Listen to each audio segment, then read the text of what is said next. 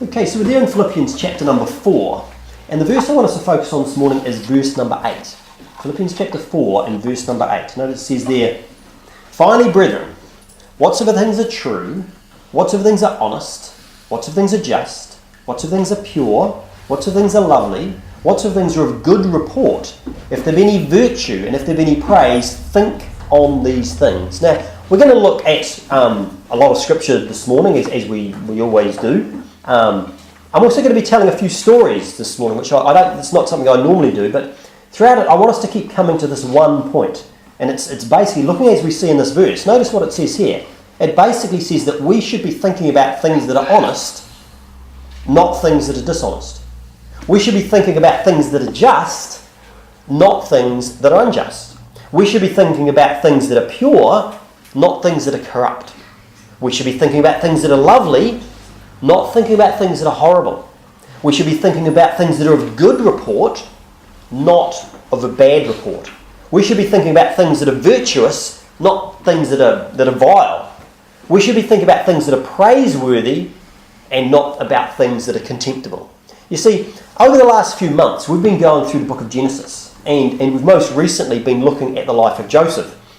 And, when we see Joseph's life, Joseph, he lived a pretty charmed life at the start. Remember, he was the favoured son, wrongly, but his father bestowed more favour on him than on the other children. Remember, he made him a coat of many colours, But then what happened to him was there was basically ill feeling. His brothers hated him.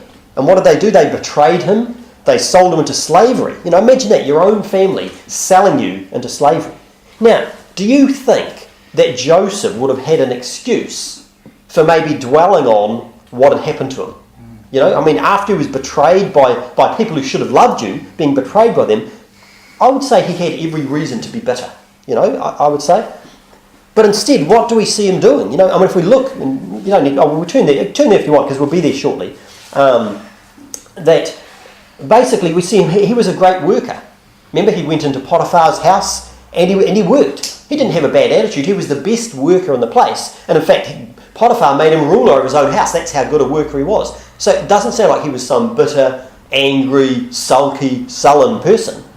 He was someone who had a great attitude and was working really well, He rises to the top. But then even in Potiphar's house, what happens to him?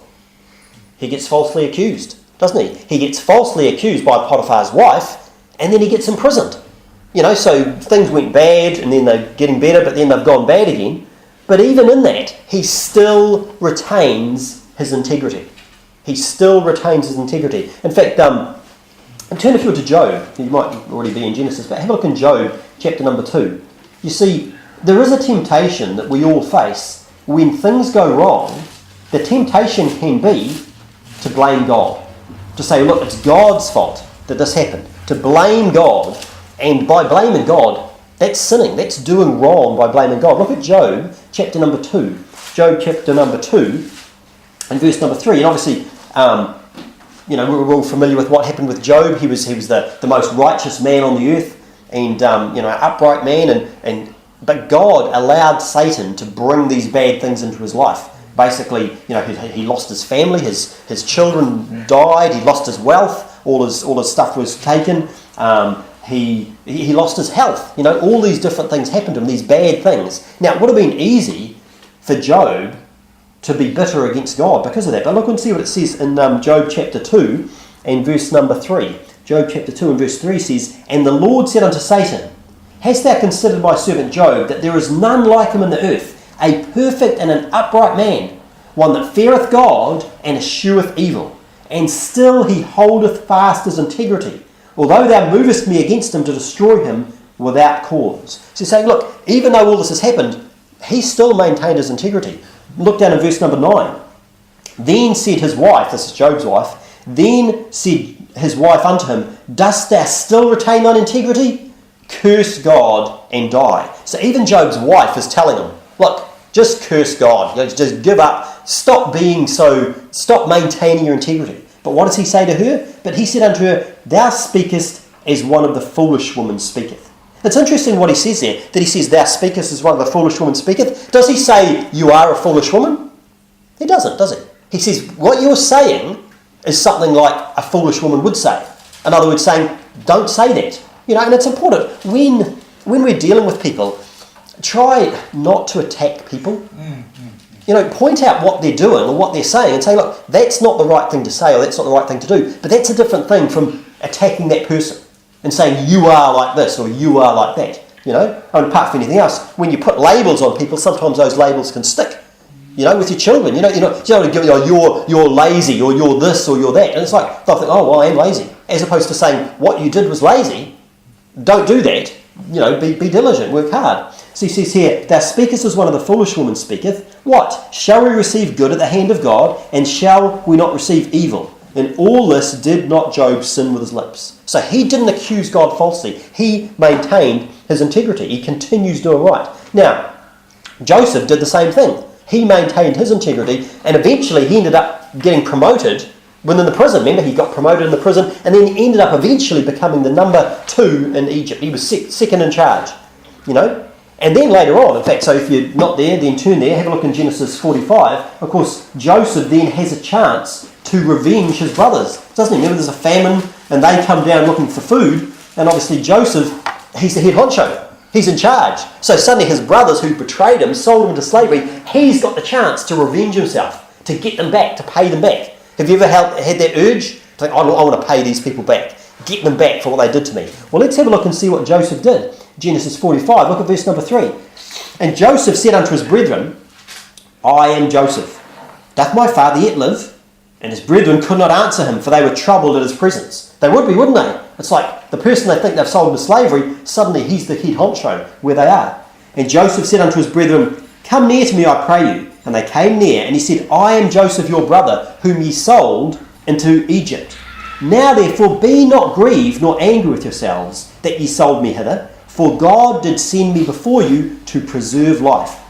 For these 2 years hath the famine been in the land, and yet there are 5 years in the which there shall neither be airing nor harvest. And God sent me before you to preserve you a posterity in the earth, and to save your lives by a great deliverance. Notice he's saying, although you did this, but look, he's saying, look, God sent me here. Verse number 8. So now it was not you that sent me hither, but God.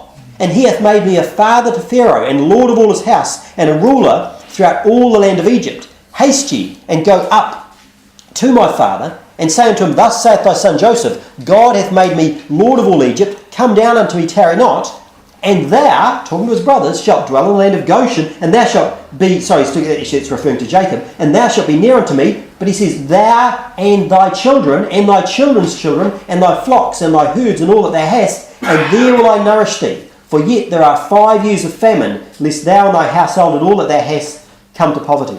So he says, look, you guys are going to come down. My dad's going to come down and you're going to come down. And what am I going to do? I'm going to feed you. I'm going to nourish you. I'm going to look after you. I'm going to look after your families and everything. Look at Genesis chapter number 50. Because certainly that was what was happening then. But then later on, when Joseph's father Jacob ends up dying, then the brothers are thinking, hang on a second. Now dad's gone. Now we're going to get it. Now he's going to pay us back. Well, look at Genesis chapter 50, verse number 15. And when Joseph's brethren saw that their father was dead, they said, Joseph will peradventure hate us, and will certainly requite us, or pay us back all the evil which we did unto him. And they sent a messenger unto Joseph, saying, thy father did command before he died, saying, so shall ye say unto Joseph, forgive, I pray thee now, the trespass of thy brethren, and their sin, for they did unto thee evil, and now we pray thee, forgive the trespasses of the servants of the God of thy father. And Joseph wept when they spake unto him. And his brethren also went and fell down before his face. And they said, behold, we be thy servants. And Joseph said unto them, fear not, for am I in the place of God? But as for you, ye thought evil against me, but God meant it unto good, to bring to pass as it is this day, to save much people alive. Now therefore, fear ye not. I will nourish you, and your little ones. And he comforted them, and spake kindly unto them. So what did Joseph do? What did Joseph do? Clearly Joseph was someone who followed the instruction of Philippians 4 verse 8. He was someone, was he thinking about the evil that they'd done? Was he dwelling on the evil? Was he dwelling on the bad that had happened to him? Or was he saying, look, every cloud's got a silver lining? He was looking at the good that came out of it, and he was forgiven. Now, I know a man a few years ago who went through a difficult situation in his life. He was He was serving God in the church. He was preaching the gospel to the lost. He was studying his Bible. He was praying for and trying to be a blessing to his pastor. But he didn't realise that his pastor wasn't being honest with him. Now, there were doctrinal differences right from the start. When he very first went with his family to this church, he spoke to the pastor, and they saw that they were on the same page with more than 90% of doctrines, but there were differences that they had. But the pastor said, look, we've got this agreement. It's not a big problem. In fact, he actually listened. He used to listen to other preachers as well. He listened to preachers online, where he got some doctrine from them, and he talked to his pastor, and they talked with him about this. And the pastor actually said, I agree with 90% of what this person's saying. I don't agree with this and don't agree with that. But that's not a problem. They talked about these things. In fact, one of the reasons, or some of the times, they talked about this before he even came to the church. But then also, they would regularly go out soul winning together. They'd regularly go out soul winning together. And during that time, when you're out soul winning, it's a great time to talk to people. Between the doors, you yarn about this and yarn about that. It's a great time of fellowship. But basically, he didn't realise that his pastor wasn't being honest with him. Although he said, look, we've got this agreement, it's not a problem. His pastor then later turned around and called him evil. He called him dirty. He called him a man worshipper. And when he asked him to explain why he was a man worshipper, the pastor said, you have a man that you worship. Anything that he says, you will follow it to the letter. Now that pastor knew that wasn't true, because they'd already talked about these doctrines. And there were some things that he agreed with his pastor. There were some things that he agreed with other people other preachers that he heard. And there were some things he thought different than both of them. There were even doctrines that his pastor had in common with these online preachers that he didn't. Because and that's normal. It's normal for people to have different views. They've talked about all sorts of things, as I say, when they're out soul winning together. Well, actually, soul winning together, technically, he was out preaching the gospel while his pastor just tagged along. His pastor went soul winning him, but his pastor never actually preached the gospel at all when he was out doing that. And in fact, before he threw him out, the pastor complained to him. He complained to him one time. He said to him, how come it is, often, we're going to go soul winning and you ring up at the last minute, or you send a message at the last minute to say you can't make it. And I've got ready, I've put my shoes on, I've had my shower, I'm dressed, I'm ready to go out soul winning, and then you cancel. You say you can't come out. Well, why wouldn't a pastor in that situation just go out soul winning by himself? Wouldn't that be the sensible thing to do? You're ready to go, you've got your gears on, people, the lost are out there, why wouldn't you actually just go? I've been soul winning plenty of times myself. Most soul winners have been plenty of times. It's best to go, 2 by 2. That's a good example. But if that's all you can do is go by yourself, then hey, go by yourself. But whatever the case, to cut a long story short, this guy was lied about by the pastor. He got thrown out of the church. Now, could he have chosen to get bitter and hate that pastor for what he'd done? He could have, absolutely. But would that have been following Philippians 4:8? If he'd done that. Because if he'd been thinking about, he did this to me, and because when you hate someone, it's kind of something that's on your mind a lot, isn't it? I wouldn't have been following Leviticus 19:17 either, which says, thou shalt not hate thy brother in thine heart. You see, the right thing to do is to forgive him, to pray for him. We know that Romans 8:28 says, all things work together for good, doesn't it? All things work together for good to them that love God. Well, guess what? That guy and his family, they're now in a better church. A much better church. More people go soul winning. The truth is faithful preached. It's like, it's a good situation, And so, but the thing about it is, if you turn back to Philippians chapter number 4, one of the problems with that pastor was that he allowed bitterness to grow inside him. Philippians chapter number 4, don't need to turn there, but Hebrews chapter 12 verse 15 says, looking diligently, lest any man fail of the grace of God, lest any root of bitterness springing up trouble you, and thereby many be defiled. You see, when you are thinking bitter thoughts, that can result in other people being defiled. You see, a lot of people were led astray by the lies that came out of that pastor's mouth. Many of those people, they're actually no longer in that church today. The Bible actually says in Galatians 6:7, it says, be not deceived, God is not mocked. For whatsoever man soweth, that shall he also reap. Proverbs chapter 11 verse 18 says, the wicked worketh a deceitful work, but to him that soweth righteousness shall be a sure reward. Now, no Christian should be marked by bitterness, or by deceit for that matter. Actually, I said turn to Philippians, turn to 1 Corinthians, turn to 1 Corinthians chapter number 13. A Christian shouldn't be marked by bitterness. They shouldn't be marked by deceit, but rather they should be marked by love or charity. The Bible talks about these words a lot. Charity, it's like the work of love that we're doing. It's like an act of love. It's, in fact, it says in 1 Timothy 1:5, says, now the end of the commandment, like the goal of the commandment, is charity out of a pure heart and of a good conscience and of faith unfeigned. The goal of the commandment is charity. We should be, as Christians, characterised by our love. 1 Timothy chapter 4 verse 12 says, let no man despise thy youth, Paul speaking to a young preacher, but be thou an example of the believers in word, in conversation, in charity, in spirit and faith and purity.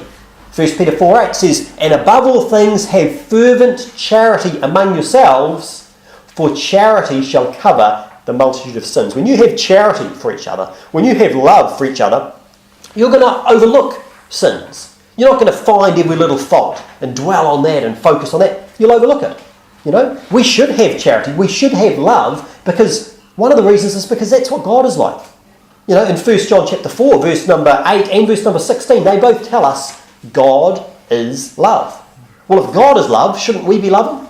If God is characterised by love, characterised by charity, that's what we should be like. Have a look at 1 Corinthians chapter number 13, verse number 4. 1 Corinthians chapter number 13, verse number 4 says, charity suffereth long. Is God long-suffering? Absolutely is. The Bible says God is long-suffering. Charity suffereth long and is kind. Guess what? God is kind. Charity suffereth long and is kind. Charity envieth not. Charity vaunteth not itself, is not puffed up, doth not behave itself unseemly, seeketh not her own, is not easily provoked. Notice these last words, thinketh no evil. Thinketh no evil. 1 Corinthians 13, verse number 5. It says, thinketh no evil. This is what God is like, and this is what we should be like. We should be someone who is charitable. We should suffer long. We should be kind. We shouldn't be puffed up, but also we shouldn't be thinking evil. Now, this is not something that we're ever going to attain perfectly in this life. There's no way. But it should be what we're aiming at. This is something that we should be aiming at. 1 Peter chapter number 1, 1 Peter chapter 1 verse 15 says, but as he which hath called you is holy, so be ye holy in all manner of conversation, because it is written, be ye holy, for I am holy. This is what God is like. God is holy, so we should be holy. Now, something that will help each one of us in the area of being holy is thinking good thoughts. Remember what did Paul exhort the Philippians in Philippians 4:8? He said, look, we should be thinking of a good report. We should be thinking what's right. 1 Corinthians 13:5 tells us that charity, love or charity, thinketh no evil. Well, when you allow yourself to think evil of your brethren and dwell on those thoughts, then it will cause bitterness to grow up in your heart. And when bitterness grows, it will result in evil things coming out of your mouth. Turn if you would to Ephesians chapter number 4. Ephesians chapter number 4. Ephesians chapter 4. And while you do, I'll read from Matthew 12:34. It says, for out of the abundance of the heart, the mouth speaketh. You see, when you see what comes out of someone's mouth, that's showing you what's in their heart. Ephesians chapter 4, verse number 31 says, let all bitterness and wrath and anger and clamour and evil speaking be put away from you with all malice, and be ye kind. Isn't that what we saw before? Be ye kind one to another, tender-hearted, forgiving one another, even as God, for Christ's sake, hath forgiven you. Okay, this is what we should be like. We should be forgiving. We should be speaking kind words. Turn to James chapter number 3. James chapter number 3. James chapter number 3. Very famous chapter in the Bible. It's one of my favourite chapters in the Bible, actually. James chapter number 3, and it's all about the tongue. Okay, it's all about the tongue. Have a look at verse number 1. It says, my brethren, be not many masters, knowing that we shall receive the greater condemnation. Now, it's interesting that at the start of this chapter, it warns about not being many masters. Now, that word master is used in the sense of like a master, like being a teacher. You might have heard in the old days, you'd talk about a schoolmaster. Well, we don't generally say that today. We'd say a school teacher, okay? But here, Paul's actually warning, saying, don't many of you be like a teacher, be someone who's like in a position of authority, because he's about to talk about the tongue. When you're in that position, if you're teaching, you've got to use your tongue. And so it can be a dangerous situation where you can use your tongue in a wrong way. Okay? Have a look at verse number 2. It says, for in many things we offend all. If any man offend not in word, the same as a perfect man, and able also to bridle the whole body. Behold, we put bits in the horses' mouths, that they may obey us, and we turn about their whole body. Behold also the ships, which though they be so great, and are driven of fierce winds, yet are they turned about with a very small helm, whithersoever the governor listeth. And so he's saying, here, look, the tongue is small, but you need to control it if you want to control the rest of your life. Just like a rudder, turning a ship. It's a little thing, but it changes the direction. Just like a bit in a horse's mouth. It's a little thing, but it turns the horse and controls where it's going to go. Well, your tongue will control where you will go. Look at verse number 5. It says, even so the tongue is a little member, and boasteth great things. Notice the pride that's associated. It boasteth great things. Behold how great a matter a little fire kindleth. And the tongue is a fire, a world of iniquity. So is the tongue among our members, that it defileth the whole body, and setteth on fire the course of nature, and it is set on fire of hell. We see that the tongue is a proud thing. It boasts. It defiles the body, and it's like a fire. Think about a fire. What does it do? Gets out of control. Remember we had one not that long ago over the way, and all the fire engines were there, and they were dropping water with helicopters and stuff. Why? Because it was out of control. It started small, but it got bigger and bigger and bigger, and you couldn't stop it. And that's the thing about your tongue. When you say things with your tongue, well, guess what? You can't take it back. You can't get it back in. Okay? You can't, and I'll look at it in a minute, but the same sort of thing, we'll be looking at something that a particular pastor did. But when you do stuff on the internet, when someone says something, someone makes a video, or someone makes some comment somewhere on the internet, you can't take it back. You can delete your comment. But guess what? Often people have seen it.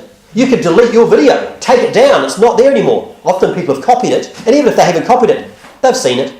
This has gone out. You can't get it back. It's like a fire that's been started. Look down at verse number 13. It says, who is a wise man and endued with knowledge among you? Let him show out of a good conversation his works with meekness of wisdom. But if you have bitter envying, remember bitterness we talked about before? If you have bitter envying and strife in your hearts, glory not, once again pride, and lie not against the truth. You see, having bitterness, having envy, having pride can lead to lies. People telling lies. Now, I received some sad news this week about the pastor, it was last week I suppose it was now, about the pastor of a church that we've been praying for. And he was in the middle of a difficult situation. There was some conflict that was going on between some pastors online. And just so, to make this clear, you probably know this already, I'm not a fan of social media. Okay, now, it can be helpful to keep in touch with people. People that you wouldn't have contact with otherwise, and that's great. But a lot of what goes on Facebook, it's just boasting. Look at my kids, look at my this, my house, my car, people just put stuff out, don't they? Just Joe blogs people. It's like, look at this. And it's okay to put stuff out, maybe to keep a record, but a lot of what it is, it's boasting. It's stuff that if someone asks you, you can tell them about, but it's not something that you should be going, look at me, and yet that's what Facebook, a lot of it is, okay? And in fact, the Bible warns about that. 1 John 2 verse 16 talks about the lust of the flesh, the lust of the eyes, and the pride of life. That's what Facebook's about, the pride of life. There's also lots of fighting and arguing that goes on there. In fact, actually look at 2 Timothy, because it's relevant to what we're talking about, because this is specifically about pastors. 2 Timothy chapter number 2. 2 Timothy chapter number 2 and verse number 22. 2 Timothy chapter number 2 verse 22 says, flee also youthful lusts, but follow righteousness, faith, charity, peace with them that call on the Lord out of a pure heart. But foolish and unlearned questions avoid, knowing that they do gender strifes. Verse 24, and the servant of the Lord must not strive, but be gentle unto all men, apt to teach, patient, in meekness, instructing those that oppose themselves, if God peradventure will give them repentance to the acknowledging of the truth, and that they may recover themselves out of the snare of the devil, who are taken captive by him at his will. So notice that. It's saying, look, the servant of the Lord must not strive, but be gentle unto all men, apt to teach, patient, meek, all these things. This is what it's supposed to be like. But often what goes on social media, I think they call it a flame war. It's like where someone says something and someone says something and someone... And these are people who are supposed to be godly Christians. These are people who are, some of them are supposed to be pastors. And they're just railing on each other online, And in fact, I know people who aren't on Facebook. I know pastors who aren't on Facebook, specifically because they want to stay away from the bad stuff that's there. They just don't want to have anything to do with it. So they've chosen, look, I don't want to see that. I don't want to be a part of it, so I'm just, stepping back. And, I can understand that perfectly. Now, anyway, this conflict had been going on for a while when a popular online preacher with a large following got involved. Now, he made accusations against this other pastor. And the fact is, I've often listened to sermons by this online preacher. I've benefited from his teaching. I've learned a lot from him. I actually learnt soul winning from this person. This is how I learnt soul winning from him. I've learnt things that have helped me in my marriage immensely.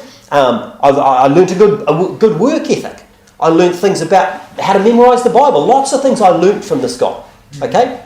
So I'm very much in favour of him. I'm very thankful and grateful to him for many of the things that he taught me.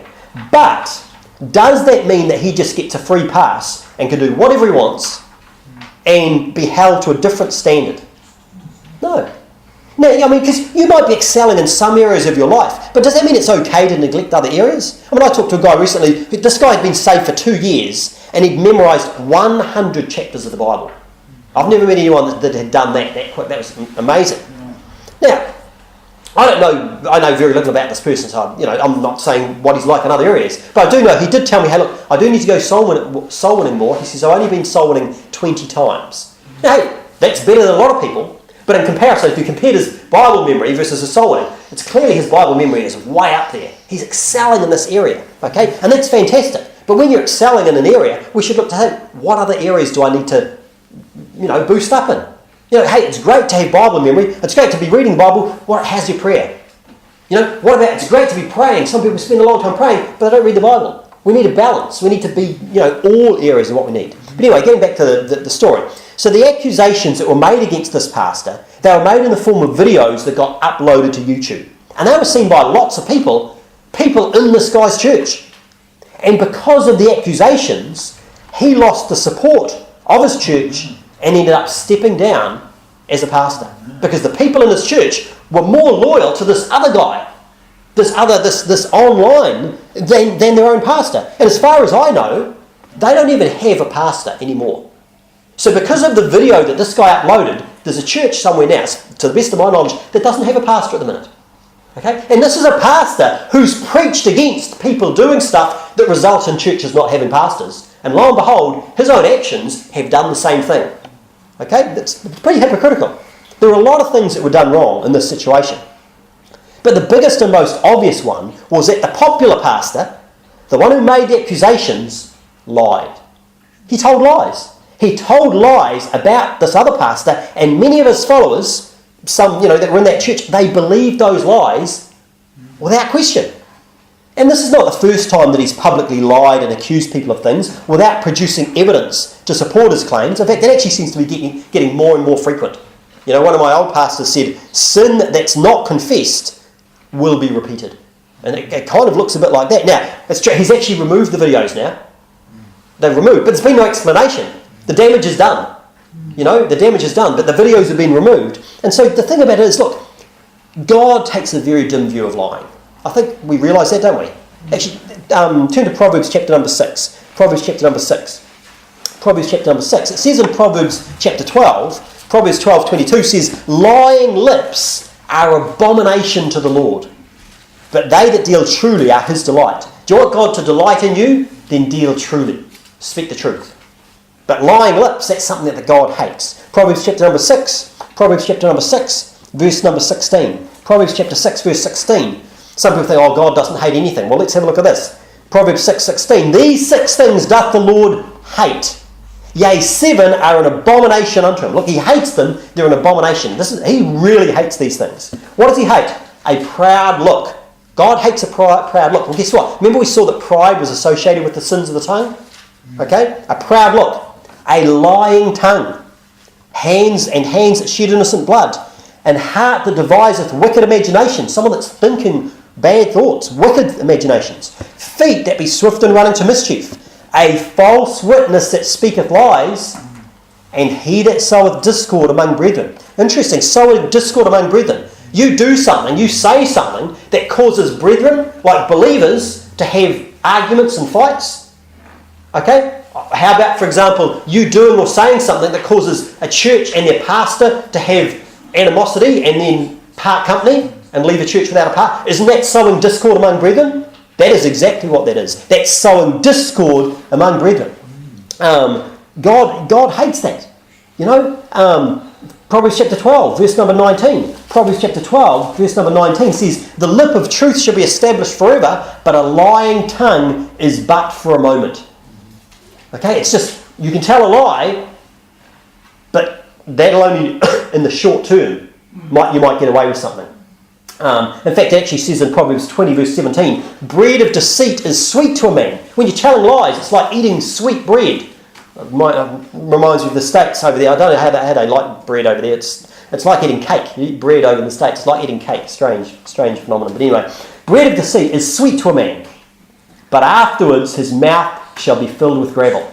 So when you're lying, when you're being deceitful, it might taste nice at the time, but afterwards, it's like, imagine having a mouthful of dirt and gravel.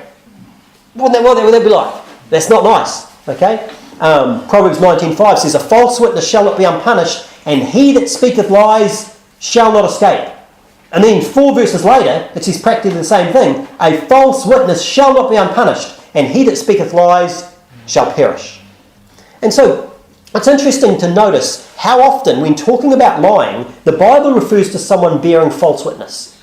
Now, lying and bearing false witness aren't identical. They're not exactly the same thing. You see, not all lying is bearing false witness. Bearing false witness is actually something that's in the Ten Commandments. Okay? Bearing false witness. Let me just, I didn't put it down. I should know this one, but sometimes it just escapes you. Escapes your memory. Exodus chapter 20, you don't get to turn there, but just Exodus 20, just so I don't misquote it. Exodus 20:16 says, thou shalt not bear false witness against thy neighbour. Thou shalt not bear false witness. The Bible's saying don't lie against your neighbour. And that's what bearing false witness is. You see, when you're lying, you can tell a lie that doesn't affect anyone else. Like, for example, if I said to you, I said, look, Dave, have you brushed your teeth today? He says, yeah, okay. Now, confess. Now, imagine if he hadn't, and he said, yes, I have. That would be a lie. Now, does that affect anyone? No, he's just told a lie. But imagine if I said to Dave, look, well, Dave, I won't name anyone. Imagine I said, hey, has Fetu brushed your teeth today? And imagine if he said, no. Or yes, whatever. Let's say he said no. Let's say Fetu had brushed her teeth. I'm sure she's got great oral hygiene. She's brushed her teeth. And Dave says, no, she hasn't. Now, the first time he told a lie, it was just about himself. But then the second time he told about someone else. But the second one, that actually would affect our perception of Fetu. We'll think, oh, I don't want to go near Fetu. She doesn't brush her teeth. She's probably got bad breath. It's like, by what he said, that actually had more. You see, you've got lying, but bearing false witness is a step up from that. It's a different thing. Okay, and so, but you see, that's what happened when this pastor was falsely accused. He said things which weren't true, which has resulted in people thinking things about this other person. It's bearing false witness. Okay, now, how do you spot? Because I think that this is something that's really helpful. In fact, if you've got I'd note some of these things down. How do you spot when someone is bearing false witness? How do you know when someone's lying? Wouldn't it be a good thing to know when someone is lying? Oh, your spirit would show you, wouldn't it? I think it's actually an important thing to know. It's an important thing to know. No, there are actually specific things that people do when they're lying. One example, and related to bearing false witness. Okay? When someone's bearing false witness against someone, one of the things they'll tend to do is they'll attack the person rather than what that person did or said. So in other words, instead of saying so-and-so did this, or so-and-so said that, they'll actually say so-and-so is a bad person. They'll attack the person. They'll say stuff about them. They'll attack their character, if you like. Do you see what I'm saying? Instead of saying they did this or said that, they'll say this person is bad. This person is evil. This person is wicked. Right? They'll say things about the person. Going along with that, they won't mention specifics. They won't say this person said this specific thing or this person did this specific thing, because if you go into specifics, they can be verified. If you said so-and-so made a comment about this on Facebook, you can look, did they really say that? You can look to say, did they actually say that or did they not? You can verify the specifics. They'll often also use exaggerated language. They'll say things like always or never, or totally. They'll say these big, use hyperbole, if you like, to try and, because what they're trying to do, because they're attacking the person. And so they use this big exaggerated language. They'll use emotive language, language which basically makes something sound worse than it really is. They'll say something like, someone was viciously attacked. Now, if you think of the word viciously attacked, what do you think of? You sort of think maybe a dog coming in and ripping someone's legs, but that's a vicious attack. Now, if I say something nasty about someone, is that a vicious attack? Not really. No, and the thing about it is that by using these words, it makes it sound worse than it is. This person, they ripped them to bits. Him and his pack of hyenas, they come in and set them on them. And it's like, it's using language which is not really describing what something is. They use that, they talk about piracy, because they try and make it's like this real bad thing. Now, I think this whole intellectual property thing is just alone. It's nonsense, okay? But they try and make piracy as being this bad thing. Do you know what pirates actually did? Real pirates. They sailed around, they murdered people, they took their stuff, they raped and pillaged. That's what they did. Now, listening to some piece of music or something, it's not quite the same as raping and pillaging and murdering, is it? Why is it called piracy then?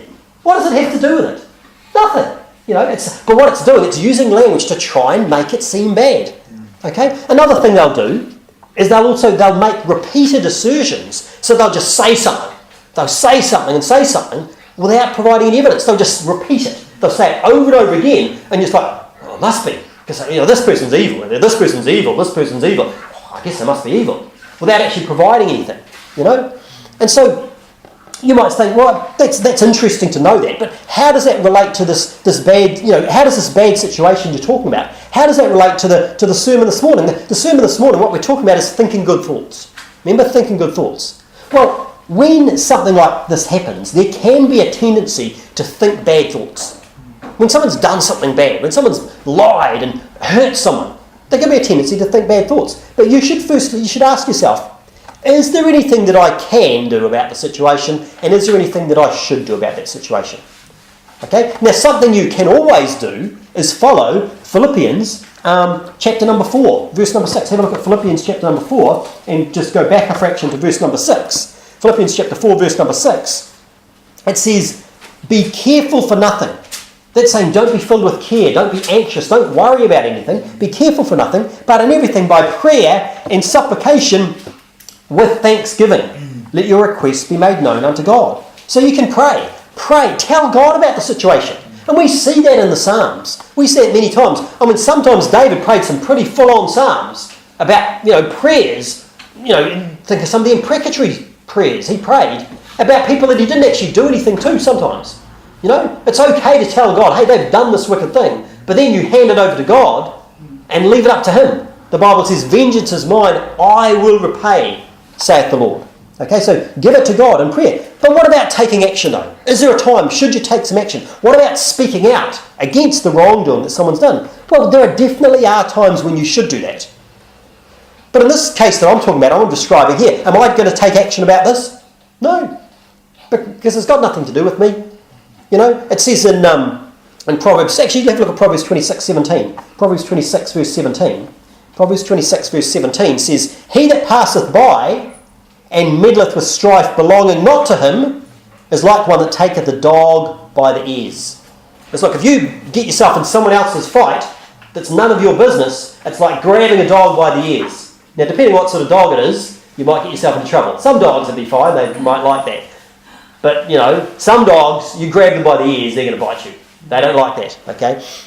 Now, I'm not getting involved in the situation. Why? Because I don't know the pastor involved, as in the one, the popular preacher, the popular online preacher. I don't know him. He doesn't know me. I've never spoken to him. I've never had any communication. We've never had any communication with each other. It would be pointless for me to, think, I'm going to go and sort him out. Because he wouldn't pay any attention. Now, am I saying that no one should bring it up with him? No. I think that those closest to him should bring it up with him. Absolutely they should. Some of his good pastor friends should tell him the truth. Now, is he going to listen if they do that? Maybe not. But doing the right thing is always the right thing, no matter what the result. Okay? Now, why would... I must admit, I wonder, because this is not the first time that this has happened, and I do wonder, why is it that people, that some of the people that must have seen, why haven't they done anything? There's lots of reasons. One reason could be blindness, that they just don't see it. Because if you think really highly of someone, then you can sometimes just look at everything they do like they can do no wrong. It could be that. Maybe it could be because they're a bit intimidated by him. When someone's in a more powerful position, when someone's got the ability to damage you and your reputation. Okay, it could be that. Which what it really comes down to is fear. But what does the Bible say about us fearing man? The Bible says the fear of man bringeth a snare. Okay, if you fear man, then that's going to lead you into sin. Okay, and so these people that know what's going on and do nothing about it, they are in sin. And they're not helping the guy. It's not helping someone. The Bible says we should be speaking the truth in love. When we love people, we should tell them the truth. Okay? Psalm 40 verse 4 says, Blessed is the man that maketh the Lord his trust, and respecteth not the proud, nor such as turn aside to lies. When people turn aside and they're off down this deceitful path, warn them of it, but I'd keep your distance. Now, some people say that we should reject everything about a person because of a serious flaw like that. And make no mistake, it's a serious flaw. It's a serious thing. But is there anyone who doesn't have serious flaws? I've got serious flaws. I think everyone has got serious flaws. Everyone does, if you don't think you do have serious flaws, I think pride might be one of the flaws that you've got, I would say. And so it says in Proverbs 20 verse 9, who can say, I've made my heart clean, I am pure from my sin? Who can say that? Who of us without sin? None of us. Think about a man like King David. He was described as a man after God's own heart, and yet he had some pretty serious flaws. Should those flaws have just been overlooked? No. It's a good thing. Then Nathan the prophet, he came in and remember he came in and he tells them the story. About the man that had the lamb and he takes his neighbour's lamb and cooks it and eats it. And David gets really wild about that. He overreacts. Well, often when people are in bad sin, they will actually overreact. Remember, he told the story about someone stealing his neighbour's lamb and cooking it. And it was his favourite pet lamb. And because of that, what did David say? Look, he's going to die. Okay, you're taking your neighbour's sheep and killed it. Death penalty. Come on, David. Where did that come from? He overreacted, but often it's the case because of what was going on inside him.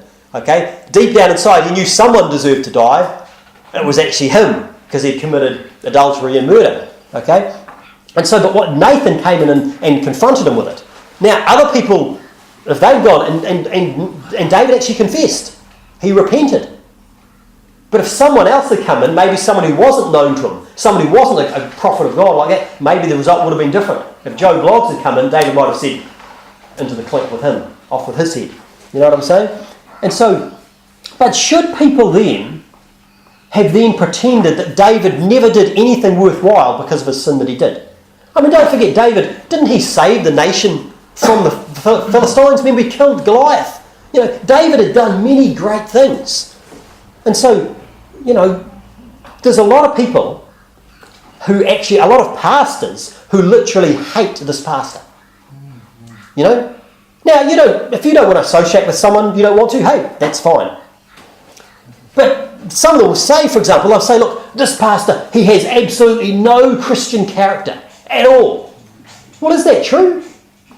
Once again, remember, isn't that an indication of bearing false witness if someone says, never or always, or, these extreme statements. Okay? And so, what you should really do is actually evaluate the specific things he's said and the specific things that he's done. And what you'll see is some of the things that he says and does are good. And some of the things that he says and does are bad. But the thing about it is, if you get down to specifics, you'll look and say, well, he's good here. And you might realise, hey, that area that he's good in is actually an area where I'm lacking in. And I actually need to step up to the mark. And a lot of these other pastors who hate this pastor, they can actually learn some stuff from him. Because there's a lot of good things that he does do. When it comes to soul winning, when it comes to preaching the, parts of the Bible that are not popular these days. Okay? And so there's a lot of things they could learn. But one of the biggest problems, I think, with this pastor is that he always has something to say. I think that's one of the problems. Look, if you want, at Proverbs chapter number 10. Proverbs chapter 10 and verse number 19. Proverbs chapter 10 and verse number 19. Proverbs 10:19 says, "In the multitude of words there wanteth not sin, but he that refraineth his lips is wise." In other words, if you've always got something to say, if you're always out making videos and saying this about this and saying this about that, and in fact, I'm sure there's reasons why he does it. He's a very public figure. He's always out there saying and doing these things. He's got lots of publicity. A lot of it is bad publicity. But because of some of the publicity, people have heard Bible preaching who otherwise wouldn't. They're like, who is this guy? And they go and listen, and they hear the Bible preached. There have been people who have ended up getting saved because they've heard about this crazy guy. Like, oh, who is he? But the thing about it is, the Bible doesn't condone doing evil in order that good may come. The Bible doesn't say, let us do evil that good may come. The Bible actually says, no, that's not a good thing. We should do what's right and actually leave the results up to God. So the title of the sermon this morning, it's Thinking Good Thoughts. And just so you think, look, I'm not some sort of positive-only preacher. Okay? I'm not saying that we should pretend that wrong or evil doesn't exist. But the example we see from Joseph, remember we saw him, he responded to the wrong his brothers did to him. That's a good example. He responded to the wrong. What did he do? He forgave them. He saw that God used the wrong that they did to bring good to pass. Romans 8:28. And we know that all things work together for good to them that love God, to them who are the called according to his purpose. Not only did Joseph focus on the good and give God the credit, he also forgave his brothers. And he treated them well. He loved them. I mean, don't we often sing John 13:35? By this shall all men know that ye are my disciples, if ye have love one to another. Guess what? It's one of the marks of a disciple. One of the marks of a Christian is that you love fellow believers. Okay? When you love someone, you'll actually look for the good in them. Have you ever heard the term rose-coloured glasses? Heard that term, rose-coloured glasses? Basically, that's talking about having a cheerful or a positive or a favourable view of things. In contrast, if you see all of the faults in someone and even expand it to say they have no good attributes, doesn't that sort of sound more like hate? It does. Okay? And so just because you don't like someone, that doesn't give you the excuse to lie about them. It doesn't. And yet we see it, the world around us does it all the time.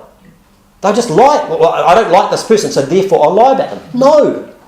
It's not right. In fact, when you don't like someone, be extra careful to tell the truth about them. Because you're going to have that tendency to twist it to make them look bad, because you don't like them. Okay? 1 Peter 3:8 says, "Finally, be ye all of one mind, having compassion one of another, love as brethren. Be pitiful, be courteous."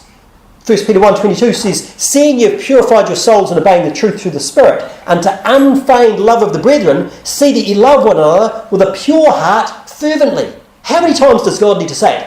Christians should love one another. And when you love each other, you're going to tell the truth. You're not going to lie about people that you love. Okay? 1 Peter 4:8 says, "And above all things have fervent charity among yourselves, for charity shall cover the multitude of sins." It's overlooking. And now we're not saying that you're supposed to just sweep all sin under the carpet. No. Does it need to be confronted? Yes, it does. Paul withstood Peter to the face because he was to be blamed. Nathan withstood David. That was the right thing to do. Go in and bear a grudge, and certainly don't lie against the truth. as James says. Don't do that. That's not something any Christian should be doing. Just finish up, turn to Philippians chapter 4 again. Actually, turn to Philippians 4, and one finger in Philippians and another finger in Ephesians 4. Right at the end of Ephesians 4. Philippians chapter 4, verse number 5 says, "Let your moderation be known unto all men. The Lord is at hand. Be careful for nothing, but in everything by prayer and supplication with thanksgiving let your requests be made known unto God, and the peace of God, which passeth all understanding, shall keep your hearts and mind through Christ Jesus." Notice that. You get peace when you take it to God in prayer, but when you're thinking what's right, you'll also get peace. Verse 8, "Finally, brethren, whatsoever things are true, whatsoever things are honest, whatsoever things are just, whatsoever things are pure, whatsoever things are lovely, whatsoever things are of good report. If there be any virtue, and if there be any praise, think on these things, those things which you've both learned and received and heard and seen in me do, and the God of peace shall be with you." You want to have peace? Follow what he says. Think about these things, not dwelling on the bad things. We saw the example of Joseph. Look over in Ephesians chapter 4 again. Ephesians chapter 4, verse 31. Ephesians 4, verse 31. It says, "Let all bitterness." Don't be bitter. Don't hold on to things. Don't hold a grudge. "Let all bitterness and wrath and anger and clamour and evil speaking." Think about what's coming out of your mouth. Is this evil speaking? Evil speaking be put away from you with all malice, and be ye kind one to another, tender-hearted, forgiving one another, even as God, for Christ's sake, hath forgiven you. We saw that's what Joseph was like.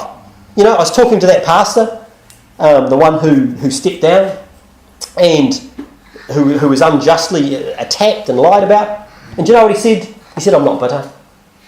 He says, "I think this is actually going to work for the best."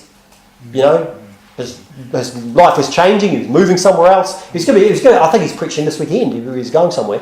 And because he knows God works all things together for good. Okay? And sometimes we're like, how could this be? But it's a case of, do we trust what God says? Do we believe what God says? And if we do, then we should follow what God says. Not thinking, well, I'm going to do my own thing. I'm going to bring about what I want to happen, even if I have to lie to do it. No, that's never the right way. We should be speaking the truth in love. We should be kind. We should be forgiving. And we should be thinking good thoughts. Because when you think good thoughts, then that allows you. See, if you just dwell on what's wrong, it can consume you. It can make you a bitter person. And when you're a bitter person, it's like rottenness growing up on the inside. And that rottenness actually will then come out. Let's pray. Gracious Lord, we thank you for your word. And Lord, just help each one of us to follow what you tell us to do. You're telling us what to think about. Help us to follow that advice and to think on good things. And we're not saying thinking, good, positive thoughts to the exclusion of all else. Yes, sin needs to be confronted. Sin needs to be dealt with, absolutely. But it's not something that we should be dwelling on and focusing on.